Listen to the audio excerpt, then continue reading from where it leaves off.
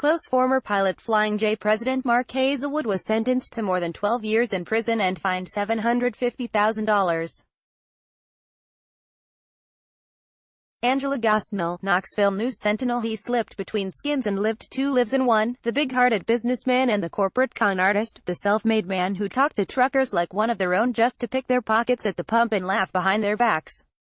He heads to federal prison at month's end. Mark Hazelwood helped build Pilot Flying J into a billion-dollar national powerhouse with travel centers in 44 states and 6 Canadian provinces. Along the way, he presided over a fraud plot that ripped off small trucking companies to the tune of more than $50 million and still wasn't satisfied. Federal prosecutors say, "That's not me." A federal judge sentenced Hazelwood, 59, to 12.5 years in prison last month for his role in the plot, which spanned at least 5 years. The sentence followed a jury's guilty verdict in February on charges of wire fraud, witness tampering and conspiracy to commit wire fraud. Hazelwood insists he's innocent. His attorneys say they'll appeal. Neither responded to requests for an interview. The man portrayed in court testimony and captured on undercover recordings. Former Pilot Flying J president Mark Hazelwood, Center, exits the federal courthouse with his wife Joanne, in Chattanooga on Wednesday, Sept. 26, 2018. Hazelwood was sentenced to 150 months in prison and fined $750,000 by senior U.S. District Judge Curtis Collier. Photo, Katie McMecken, News-Sentinel. "That's not me," Hazelwood told WVLT-TV after his conviction. "That's never been who Mark Hazelwood is." The president-turned-felon worked his way up from a teenage dish racked in a truck stop kitchen to a boardroom boss commanding nearly $27 million in pay at the height of the fraud. Hazelwood's rise took 40 years. His fall took just 5.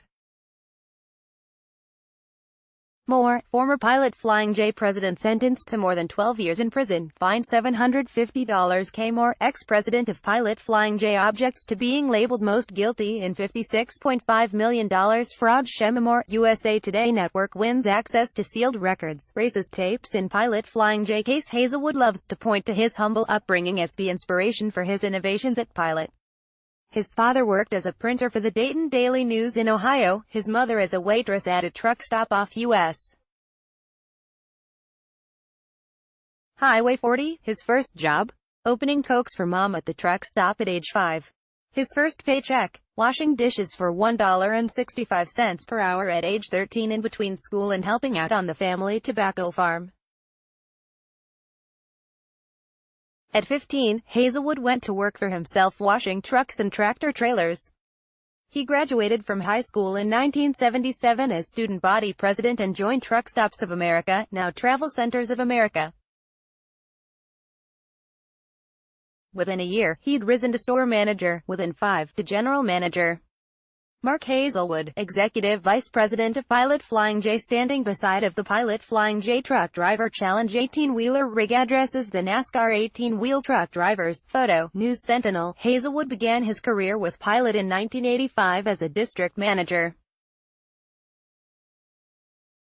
The Knoxville, Tennessee-based corporation reported $250 million in sales that year, 100 convenience stores and 1,500 employees. His friends and former coworkers credit him with one innovation after another for Pilot, including devising the travel centers that now dominate interstate exits around the country, complete with fast food options and private showers. He starred in a corporate training video as Mark the Driver, preaching to Pilot managers about what the everyman trucker wants, needs and expects on the road. On business trips and vacations, he stopped at Pilot stores along the way to inspect the setup. He understood the trucking industry and their needs. Alan Wright, a former Pilot vice president, wrote in a letter on his behalf. "He has a gift of developing solutions. In fact, there were times when I felt Mark was too good to the customers." The company named Hazelwood president in 2012. By 2014, Pilot reported more than $30 billion in revenue, 700 locations and more than 28,000 employees, and fired its president for cheating customers. Meet Manual Pilot's rebate program offered discounts on diesel fuel to trucking customers in exchange for guaranteeing a minimum number of gallons a month. Sales reps promised rates based on wholesale fuel costs plus a pumping fee, usually a few cents per gallon. Between wholesale costs that fluctuated daily and the various state and local gas taxes, many customers couldn't keep up to verify they got the promised deals. Pilot staff calculated the discounts day by day, for what became known as a manual rebate, called Manuel for short. Shave a penny off the discount here, a nickel there, and the dollars added up fast. Bigger profits meant bigger commissions for sales reps and bigger bonuses for Hazelwood, the man at the top. Most customers never caught on. The sales reps apparently saw it as all part of the game. Plenty of customers never met their monthly minimums anyhow, went the reasoning. Some of them don't even know what a spreadsheet is. Brian Mosier, then Pilot's director of national sales, told a group of sales reps at a November 2012 training session. "I've made my peace with it. The average trucking customer doesn't know what cost-plus pricing means, and he's not going to take the time to find out. He's lazy. He doesn't deserve a rebate." Inside Pilot, the fraudsters barely bothered to cover their tracks. They kept two sets of books, one with the promised discounts and one with the real figures, so sales reps could keep their lies in mind. "We could make the rebate whatever we wanted it to be." Janet Welch, a former Pilot senior sales rep, testified at Hazelwood's trial. "But you wanted to keep up with the information you were sending the customer, because you could get caught. The majority were fraudulently calculated." Federal prosecutors said the scheme began around 2007-2008, although some have indicated the fraud dates back earlier. John Verbal, a former broker for Morgan Stanley Smith Barney's Knoxville office whose clients included Hazelwood, has said he became suspicious as early as 2003. Verbal suggested installing tracking devices on diesel pumps. Hazelwood declined because, "We don't want that." Hazelwood said at trial he didn't know about the fraud, devised and implemented by John "Stick" Freeman, Pilot's one-time vice president of sales. But he read and answered the emails where staffers bragged about jacking the discount, and sat in all the major sales meetings, including Mosier's 2012 training session.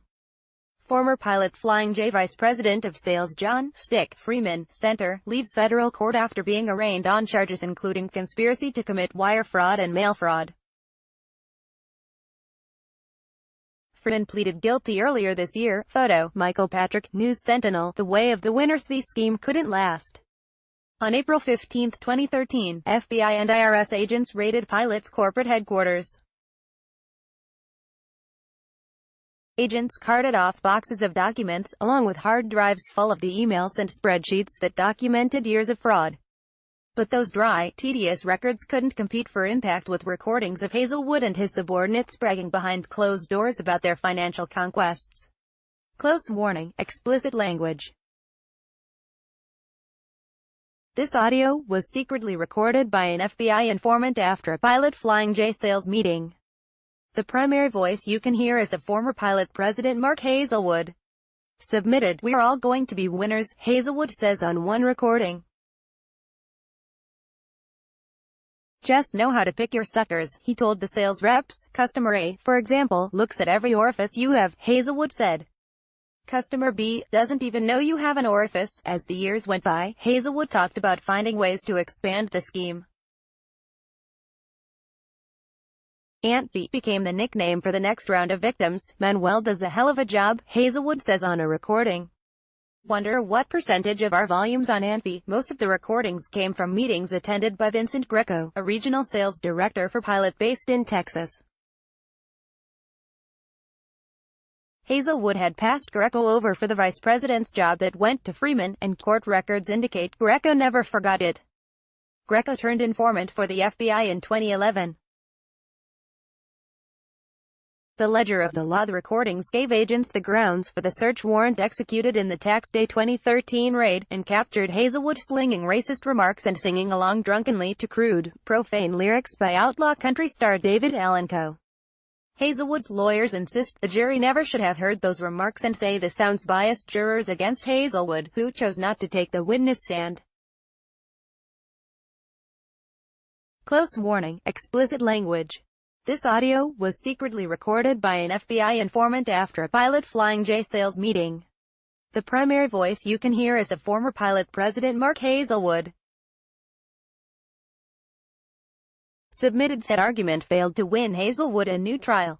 Letters from friends who vouched for his religious devotion and charity work failed to spare him a prison sentence over the ledger of a lifetime. The good works balance is dramatically in favor of Mark Hazelwood, wrote Mitch Hickson, a trucking industry colleague. Not good enough. U.S. District Judge Curtis Collier ruled, Mr. Hazelwood abused the trust of Pilot and the trust placed in him, the judge said. The participants laughed and joked about it. They used extreme and offensive language. They talked openly of this criminal activity.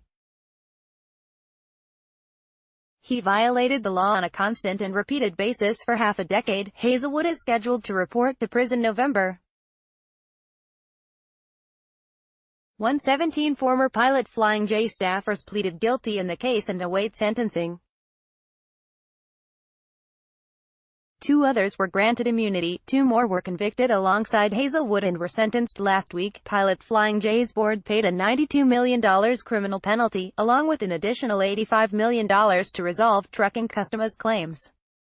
Read or share this story. https://www.usatoday.com/stories/money/nation-now/2018/10/08/pilot-flying-j-fraud-mark-hazelwood-prison/15639350002/